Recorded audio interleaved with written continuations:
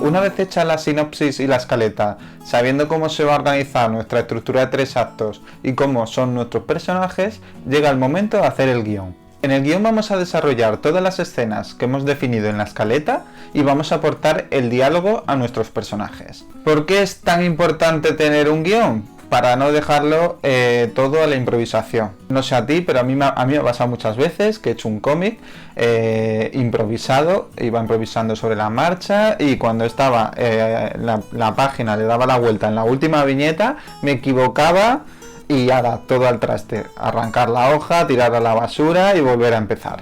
Precisamente para que eso no te pase y para evitar también que te atasques mucho en el proceso, es conveniente que hagas previamente un guión. El guión se escribe en tiempo presente y debe ser lo más fluido posible.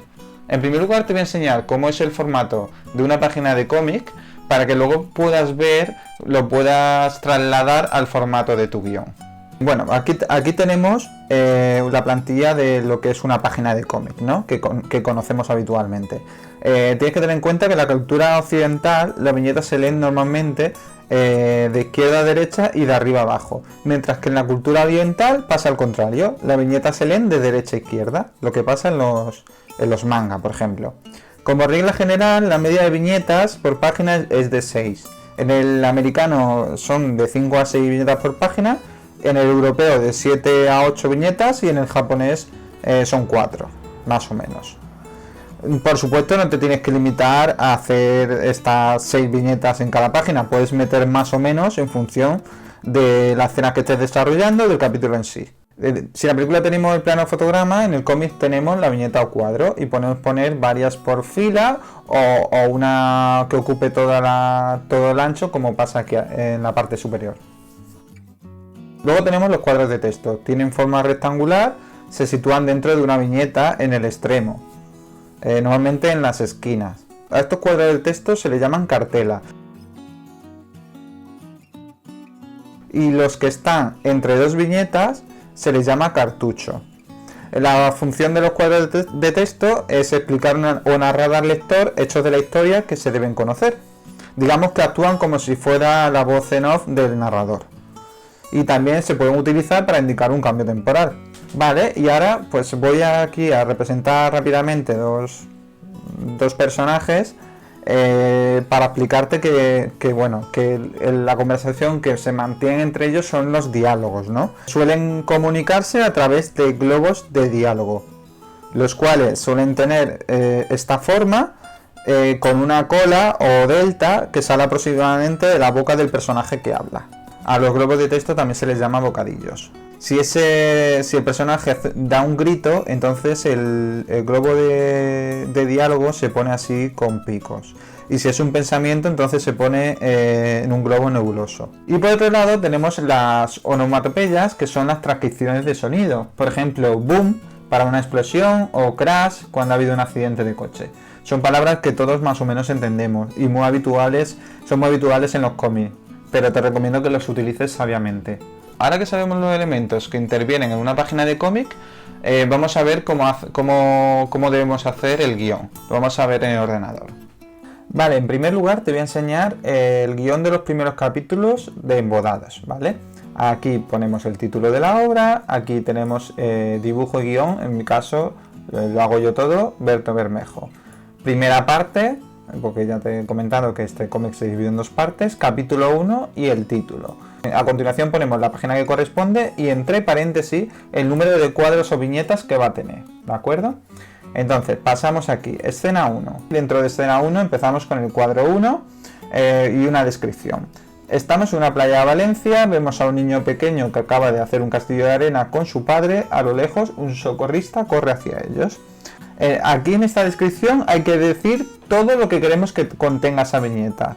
Este texto no lo va a ver el lector tal cual, solamente son las indicaciones para que el dibujante, sobre todo si el dibujante no eres tú, tenga la información necesaria para poderla generar, para poder crear la viñeta. Así que detalla aquí todos los sentimientos, todas las emociones que tengan los personajes. Por ejemplo, si el personaje siente felicidad, escríbelo para que el dibujante lo sepa y pueda dibujar ese efecto.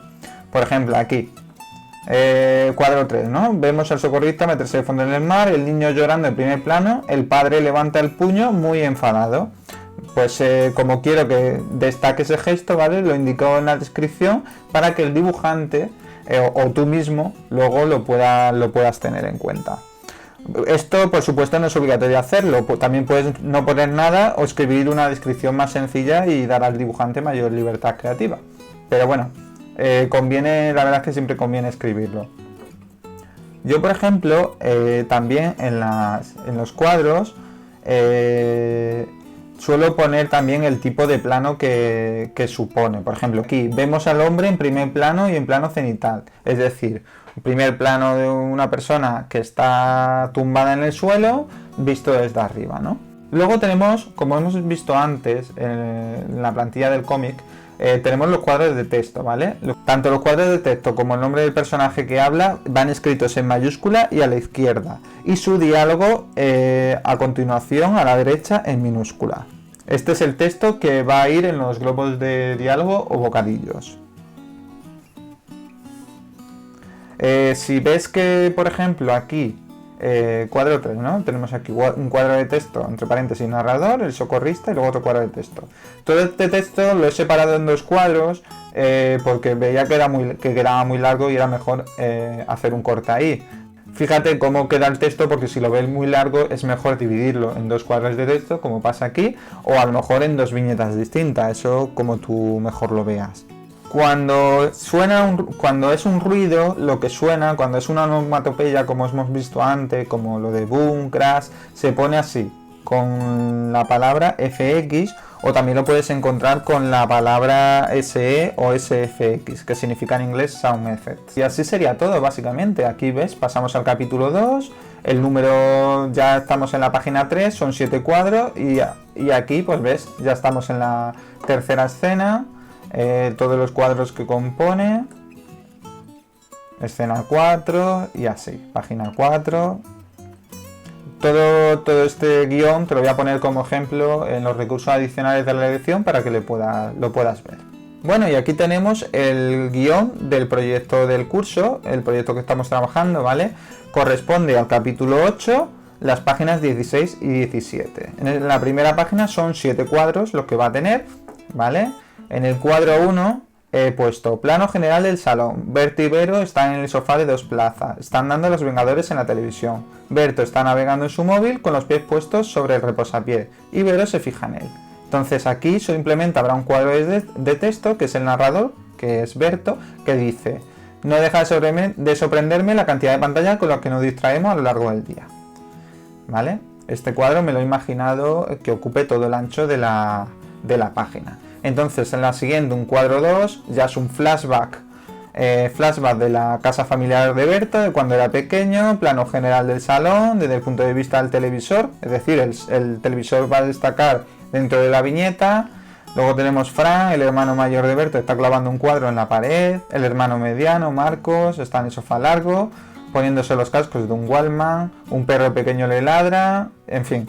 Aquí detallamos, la descripción es bastante larga porque es un cuadro con muchos detalles, ¿no? Y lo escribimos todo. Un cuadro de texto, aquí, por ejemplo, un perro ladrando, Berto, que le está suplicando a su padre. Cuando el personaje está haciendo una acción específica, la ponemos entre paréntesis a continuación de su nombre, ¿de acuerdo? Y ves, así sería todo. Por ejemplo, aquí, plano medio. En todas las descripciones puede indicar también el tipo de plano que es. Por ejemplo, aquí un plano de medio de Berto y su padre. Aquí un plano medio de la abuela.